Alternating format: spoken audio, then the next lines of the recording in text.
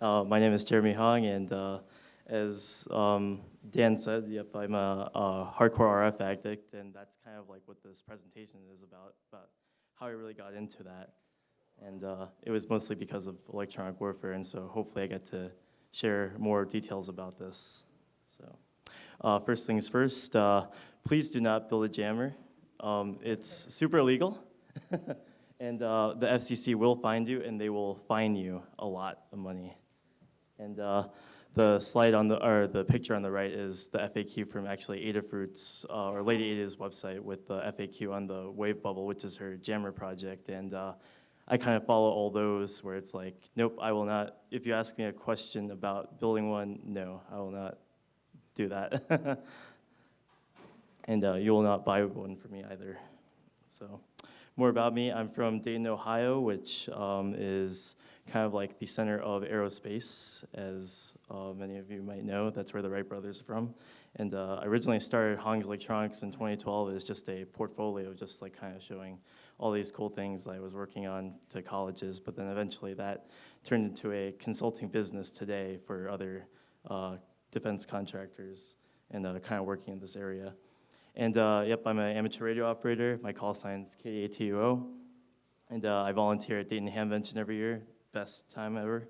And yep, I went to Wright State University in Dayton, Ohio, and took courses in electronic warfare and radar. Yes. So some personal electronic warfare projects I've actually worked on were two barrage jammers while I was an undergrad. One for a demonstration at Wright State to promote our electronic warfare class, because what way to demonstrate actual jamming. But I will note that these tests were all wired and there was no transmissions. And yeah. And then yeah, the one in the, you're talking about the schematic, correct? No, or the one with you. Oh, yeah. Yep, that was just, for posing. And yeah, I once again, no actual transmissions, just kind of just cool photo shoots with that. Yeah, so the first one, it was just kind of like a barrage jammer that could work over not only Wi-Fi, but cellular signals and GPS, which makes it super illegal, so that's why we couldn't do that. And my senior design project was actually a counter UAS system, which is basically a drone jammer, and that used a directional Yagi antenna to bring down a drone. And since most drones actually have a feature where if they lose their control signal, they'll actually fall gracefully. And yep, not too far from where I live, there's Battelle, who actually made the drone gun, which is kind of cool. Kind of relies on the same principles and assumptions. And yeah, just want to point out that every once in a while, I will actually see Hackaday articles on electronic warfare, and those are a couple articles that I found interesting, but hopefully in this talk I could connect all those dots and show how cool this domain is. And yes, this is just for the record, all the different acronyms that exist within this domain. It is very dense. And then all the military equipment codes and stuff, as well as the electromagnetic spectrum, and specifically just RF and how that's all defined, like with, oh wait, whoops. We were going to mostly look at later is like X-band and K and Ka, because that's where like police radar is kind of more focused on. And no, we're not going to discuss about building a jammer, but but more like the radar warning detectors and stuff. So because those are actually kind of cool. So here's just a brief overview of what we're going to go over. So just a very brief history of EW, because you kind of have to know the histories to really understand why the electronic warfare is the way it is today. And we're going to go over some very basic equations and principles. And then going to talk about basically modern military systems, which are really cool. I got to work on some of those at one point or another. And then lastly, we'll talk about more like civilian and law enforcement context, with kind of like how some of that hardware from the military space kind of trickled down, and you see the same cat and mouse game with electronic warfare and countermeasures and countermeasures. So pretty much every conflict starting even from the American Civil War, which I was surprised that a lot of experts say that it all started with telegraph electronic warfare, so actually like signals and communications intelligence of like actually breaking into or splitting apart telegraph wires and inserting false messages, or just like communications warfare. And then we don't really see jamming until the Russian-Japanese war, where the Japanese actually would use electronic warfare to disrupt Russian communications. And direction finding didn't really evolve till the interwar years between World War I and World War II, with the UK kind of doing that. And then World War I, we had some more communications jamming and communications intelligence with direction finding of submarines, which the United States apparently did. And then World War II is the big one where we actually finally see the cat and mouse game of, oh, we have radar systems now. How do we defeat those or protect them? And that started with Britain making the huge advancements with the cavity magnetron and then the chain home system, which ultimately won them the Battle of Britain. And then you have the whole Battle of the Beams, where they actually used jamming or certain electronic countermeasures to tamper or mess with the Germans' radio direction finding system for navigation, and would actually let them drift off course so that they wouldn't hit London or other cities that were in the dark. And it's kind of cool. And the Cold War is where we finally get to the modern day, where we finally see surface-to-air missile systems, because the U.S. started building more faster jets, and so the only way to defeat those, or the Russians needed to build SAM systems. And then eventually we get into low observables with stealth technology and such. And the key term there is low observable, because there's no truly invisible aircraft or stealth aircraft. They're all detectable at certain frequencies or at certain, as they say in electronic warfare, or you look at a lot of videos, it'll always say it depends. It depends on what the angle the radar is pointing at, where it's, and what kind of material the plane's using, of course. It responds to different frequencies, so it's kind of where we're at. So these are more like visual aids, so like here's some telegraph systems, the cavity magnetron, here's the chain home system, and then interestingly enough, the first ELENT mission was by the Germans back when they were trying to figure out what these towers were in Britain. And supposedly they actually missed the frequency range that the chain home system was working on. And so they thought, oh, this isn't a threat at all. And so that actually ended up being probably one of the factors in why they lost the Battle of Britain. And then nice graphic of radar will win the war. And then here's a chaff system that dispenses chaff in aircraft. And then the nice book by someone who actually was involved in the Wizard War, as Churchill would call it. And then some more jamming systems. And then when we get into the Cold War, you have these huge communications jammers and radio station jammers that would block any Western radio stations into the Soviet Union at the time. And then, our countermeasure to try to get to spy on the Soviet Union was, of course, build planes higher and faster, and the Russians countered with surface-to-air missile systems. Interesting note that Israel actually made the first use of naval electronic warfare, and so now we have. Let's see. This one is the reconnaissance plane that the Air Force uses. We have one of the first fast stealth planes.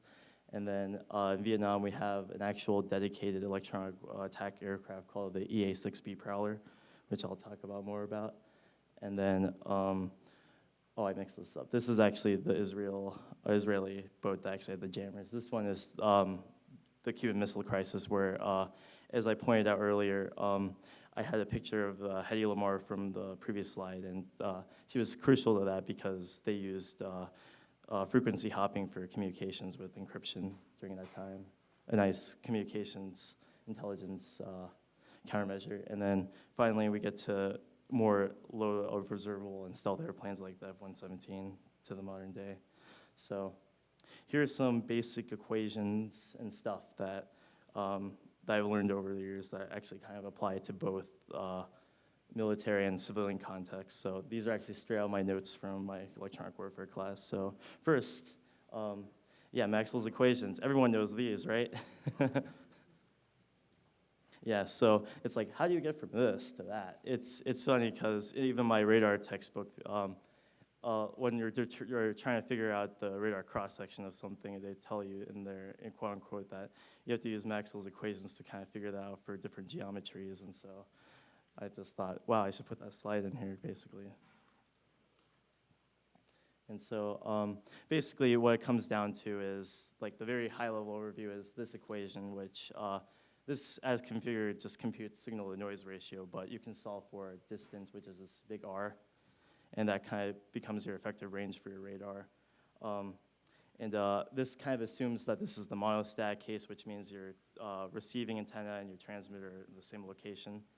And then, yes, so what you need to know is that this up here is basically the power of your radar transmitter, and then the bottom part is the noise power that's in, like, the receiver and stuff, because there's no perfect receiver out there. And this also doesn't account for any atmospheric variables and other kinds of effects, because we don't live in a vacuum. So, and yep, that's kind of like demonstrating the inverse square law of a radar system. And then, yep, another critical part is RCS, radar cross-section, which measures how detectable an object is by radar.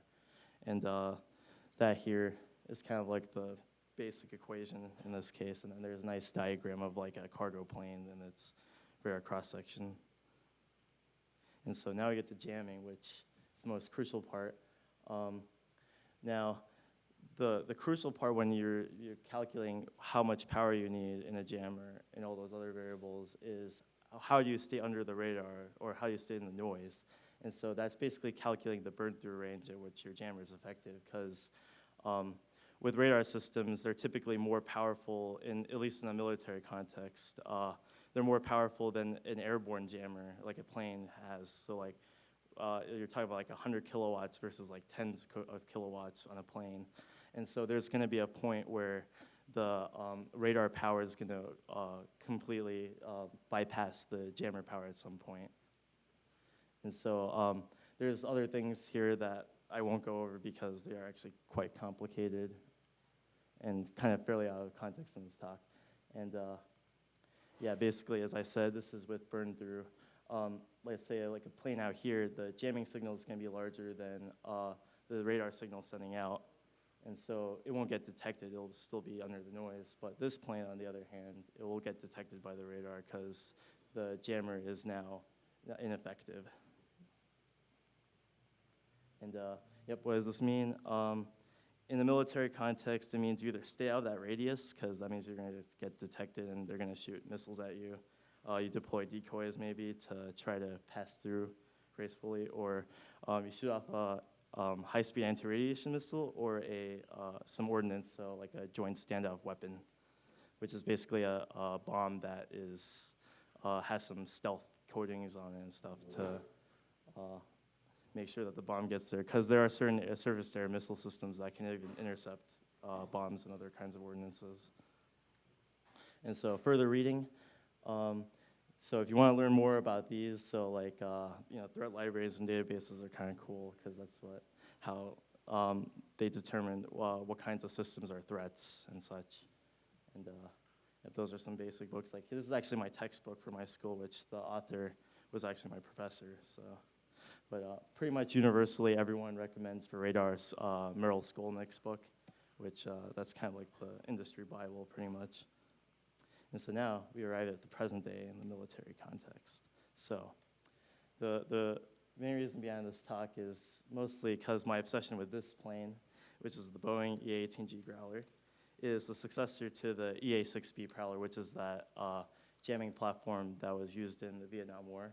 And basically how I sum this up is it's basically a fighter jet with a software-defined radio on steroids. As you can see, 44 antenna assemblies, 66 antennas total, pretty good.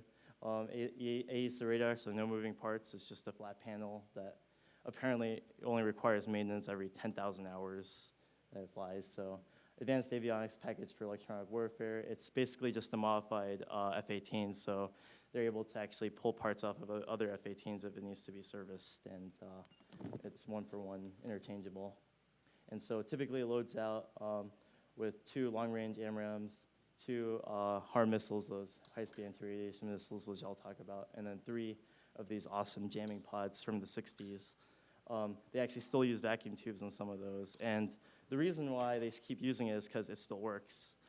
They're running into problems now because the original manufacturer, might have gone out of business or something where they're having trouble sourcing the parts. So there is currently a program in progress called the Next Generation Jammer that hopefully will field a new jamming pod in 2020. And it's carrier-based, and it's operated by the United States Navy and the Royal Australian Air Force, the only 2 countries that have it. And so some more awesome shots of that plane. And as I talked about stealth earlier, I love this slide from a Navy public slide that stealth is perishable, only a Growler provides full spectrum protection. So it's almost like the Navy actually hates stealth or something. So it's the only plane to actually kill an F-22 in practice. So it has a badge of honor there. Yeah. So yeah, some people say that there's no one true answer to combating threats when you're suppressing air defenses. So you use a combination of stealth and jamming and other techniques so that you completely, once again, deny, deceive, degrade your adversary's tactics. So here's the jammer basically, which, as I said, originally developed in the late 60s, specified as DC to daylight basically. 360 coverage, basically some of these rotate around these antennas, these directional antennas. These were also originally carried on, as I said, the EA-6A and B, electric intruder and prowler, and the Air Force variant of their attack platform, the EF-111 Raven. And the power range used to be 6.8 kilowatts, which now more days it's closer to 11 now. And as I said earlier, there's another jammer pod in progress. And the cool thing is that it's actually powered by this rotating fan here, which is a ram air turbine. I by no means am an expert in aerodynamics or fluid dynamics, so I can't tell you how that works exactly, but it's kind of, I guess, when you're flying through, you generate quite a bit of power with drag, so yeah, that's kind of interesting. And yep, so there's some really nice antennas on this plane. The ANLQ 218, which is a really cool receiving antenna. And the cool technology here is that, and the improvement from the previous platform is you can actually receive communications while jamming, because it used to be, as I'll show earlier, basically it takes a bit of the sample of the interference noise. Since the communication systems are very close to the jammer, they're not receiving the full power of the jammer, but the noise, when you're jamming, the entire noise floor goes up, so you need to kind of suppress that. And so this technology, they were able to actually bring the entire noise floor down and then allow friendly communications to go through. It's basically like a destructive wave that's feeding back into the receiver to cancel out the jamming noise. And yep, as I said before they had the system, they had to pre-plan missions, they had hand signals, they wrote on dry erase boards, and they flashed lights at each other. And so, yep, the most controversial plane of the century, probably, the F-35, actually has one of the best, well, in my opinion, one of the best electronic warfare suites. It's, once again, another awesome software-defined radio platform. Not only does it have just the full RF coverage, but it also has infrared and electro-optic targeting systems that kind of cover basically the entire spectrum, from RF to visible. And of course, it has that cool technology in the helmets and those multi-100,000 helmets that you can see through the plane and stuff. And basically gives the pilot unprecedented situational awareness. They're completely surrounded by their environment in this plane. They know everything is going on. And the cool thing is that, I guess it's kind of hard to say that it really is a fighter because it doesn't have that much of an armament. But the cool thing is that there's some nice integration like communications integration, where the targeting information can actually be relayed to other platforms, to other planes around the area, or other naval vessels or ground platforms, and can actually extend the range of those platforms by providing more radar coverage. And so this thing is basically like an AWACS that's kind of stealthy, that can go into places where an AWACS can't. So, and also the other fact is this is the only carrier-based low observable / stealth aircraft in the world when you think about it. Like there's no other plane that has that capability. And so you're wondering to yourself, we're all in these boxes, these mysterious boxes that they put in planes. So there's like a whole like ecosystem, basically like this open system. I don't want to call it open source hardware, but it's just like an open like standard that a lot of these military contractors kind of abide by. And it's basically a bunch of these like backplane connectors attached to these chassis. And it's not uncommon, as I found out personally, that a lot of these PCB stack-ups are 10 to 80 plus layers, which, yeah. Personally worked on some of those, and like the control impedance stuff is kind of a nightmare in this case. But what you can probably compare it to is like server-grade hardware with like multiple Xeons or FPGAs even mounted on them. But the most exciting thing, I think, is, so as I said, basically it's become a software-defined radio in a box or a digital signal processor in a box. And one of the more exciting things I'm excited about now is the Xilinx ultra-scale RF Sock, which integrates digital and analog components together. So it's like an unprecedented capability for software-defined radio systems and therefore electronic warfare systems. But yeah, you basically end up with boards like these, which you'll have multiple high-density BGA devices that are like more than 2,000 pins. And so, yep, really cool hardware. And so now we go back to HARM missiles, which are high-speed anti-radiation missiles. And as you'll see, these missiles will actually home in on an adversary's radar. And you'll see they're quite accurate in this one, where there's no explosive loaded in. It goes straight through the radar, basically. But in normal operation, this is what they normally do. They just either explode over it, causing like a really big pressure wave and destroying the antenna on the radar, or they just explode at the source, the radiation source. And yep, the idea is that if you're trying to defeat another surface-to-air missile system, hopefully this missile is a lot faster than theirs. So by the time that missile reaches their radar site for their targeting system for that SAM that's heading towards you, hopefully the missile will do its job, and then the missile will lose its tracking signal by then. And the most important thing about this missile and improvements is now it has, it's always had INS, but GPS is another crucial thing added into it, because there's a famous story called In Harm's Way, where in the first Gulf War, an F-4G Wild Weasel, which is basically another like electronic warfare aircraft that was designed to find enemy radar sites and destroy them, accidentally locked in onto a B-52 tailgun's radar, and it actually ended up shooting a missile at it, and then it blew up the entire like back of that plane, essentially, the flight surfaces and stuff. And so, yeah, as I said, everything behind the vertical stabilizer was obliterated. And the only like known picture of the artwork from after that event is this, which is really kind of crappy, but someone did a nice artist's rendition of it. Yeah, B-52, yeah. And so, yeah, pretty much everything back here was destroyed. Even the drag chute was gone and stuff, but fortunately they were able to actually fly it back to base. Yeah, so in harm's way. And then cool things like there's, as electronic countermeasures, there's decoys. So something called a miniature air launch decoy, which simulates different kinds of aircraft. So this like basically a cruise missile can simulate the RCS or flight profile of a F-16 and F-18 and other kinds of aircraft. And basically, the idea is that in a very threat-rich environment with a lot of surface-to-air missiles, you shoot a bunch of those first in, and then they're shooting at false targets. And then hopefully you've depleted their missile systems, and then that's when you send in actual aircraft to completely suppress the enemy air defenses, so like actually shooting harms at them or other bombs.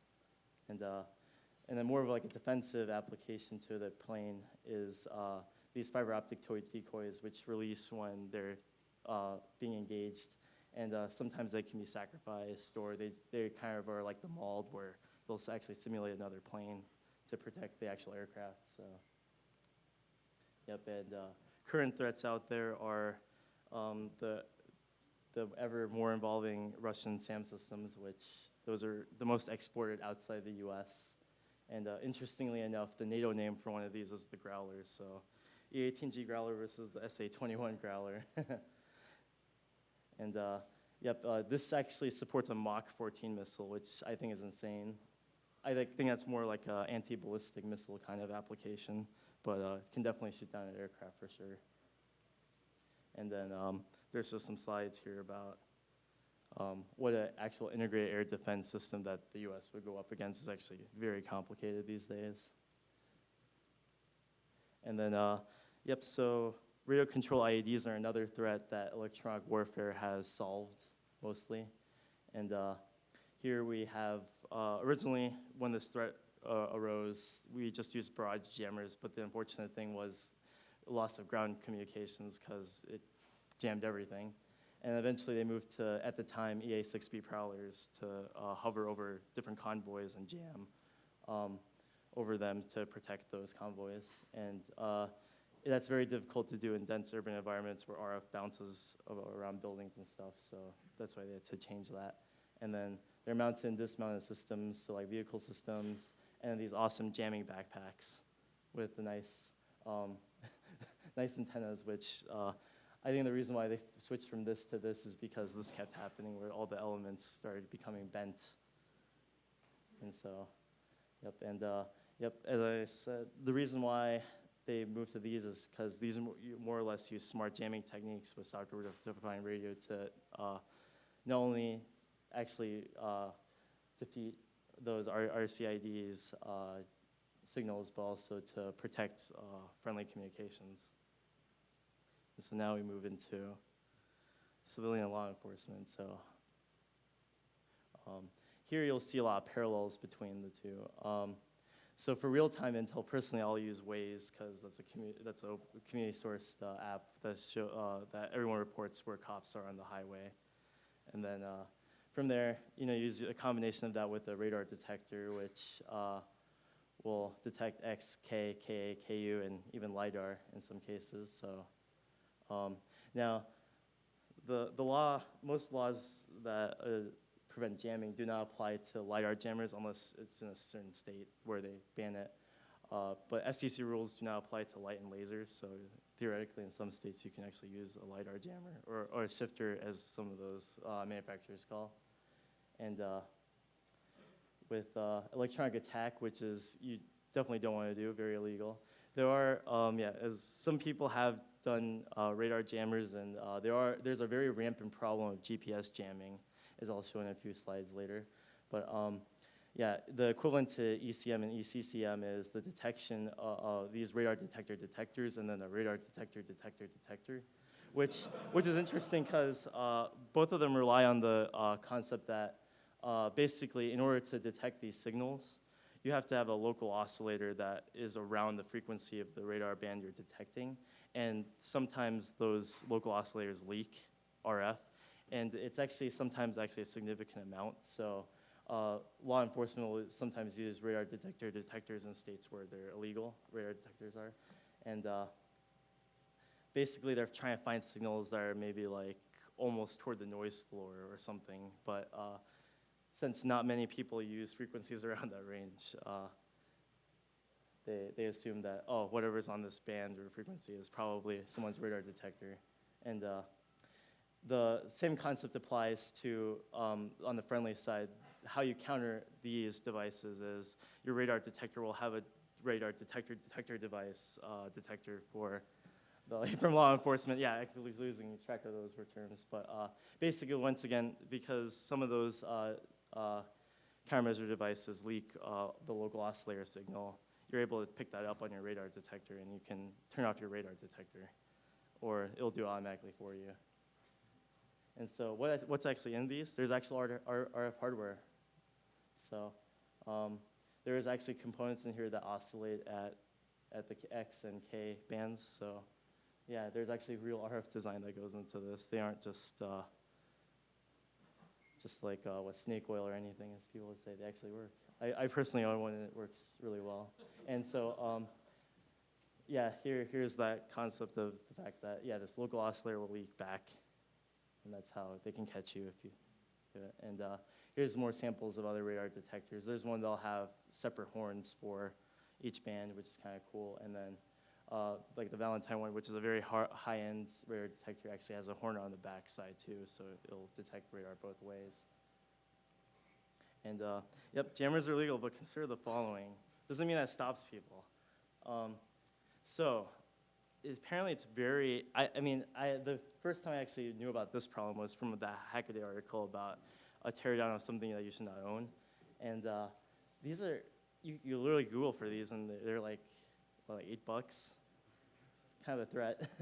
And then I also saw this tweet a few months ago where it's, I guess, most of these truckers who are trying to bypass the electronic logging devices on their vehicles, which use GPS to track where their whereabouts are. That's who the market is totally mainly focused on. So, and it's interesting because the industry has actually gone to developing devices to detect these GPS jammers and actually have like a whole like threat library, just like in like the real like military world.